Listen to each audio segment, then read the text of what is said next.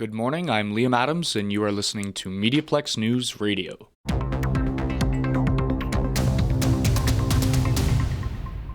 The president of the Windsor Minor Hockey Association and several board members have stepped down amid a recent controversy regarding a volunteer coach with a newly discovered criminal record. Stanley Norris was found to have had an aggravated assault conviction in Florida in 2001. That information came to the attention of the WMHA in October of this year, sparking an internal investigation. Norris is currently not behind the bench while the Hockey Association investigates. The MediaPlex has reached out to the league but has not received any comments regarding the board resignations. It's unclear whether it's related to the investigation. The reconstruction of Lakeview Park Marina will be a topic of discussion at tonight's Windsor City Council meeting. Community Sports and Services Coordinator Treze McNeil recommends City Council approve an additional $2 million in funding for plans to install floating docks at the marina. The lowest bids on the project far exceeded the previously approved $3 million for the project, in part due to the increased demand for similar projects across the province.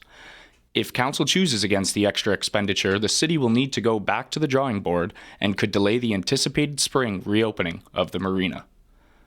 Windsor's local health unit has issued yet another alert for an increase in drug-related emergency room visits on November 14th. The alert was issued using the health unit's monitoring system. According to a press release by the local health unit, 10 cases were reported in a 24-hour period. 2 were reported as opioid-related and naloxone was used in 2 cases. Methamphetamine was also listed as the cause of 2 cases. Construction on a new store has started on Sandwich Street in Windsor, and some residents aren't happy. Madeline Mazak learns why. After Old West Side Foods closed in May 2018, residents have gone 2 years without a local grocery store. This has posed challenges for many senior residents who don't own a car and struggle to walk. Fran Bott has lived in Sandwich Town for the past 20 years. She says she is faced with many obstacles in her wheelchair, but doing her weekly grocery shopping should not be one of them. I have to always look for somebody to take me. My family helps, when they can, but it's hard. You can't just run out and get a loaf of bread, The old grocery store building has sat vacant up until now. Construction on a new Dollarama began this month only to face outcry from residents who say what the community really needs is a grocery store. Annette Roberts has been a resident of Sandwich Town her entire life. We don't need a dollar store. We have lots of dollar stores. They're everywhere. Every corner you see, there's dollar stores. As of now, no grocers have publicly announced plans to open up in Sandwich Town. For MediaPlex News, I'm Madeline Mazak. A fire has left residents of Westcourt Place homeless for a week already, and as we approach the holiday season, it could drag on longer. After an investigation, officials have determined that the cause of the blaze was a car fire, but it's not considered suspicious. The investigation has concluded and control of the building has been returned to the building owners. But the medical officer of health says the apartment and commercial complex is currently unsafe for living, and in the meantime, residents are being put up in motels. It's unknown when they will be allowed to move back in.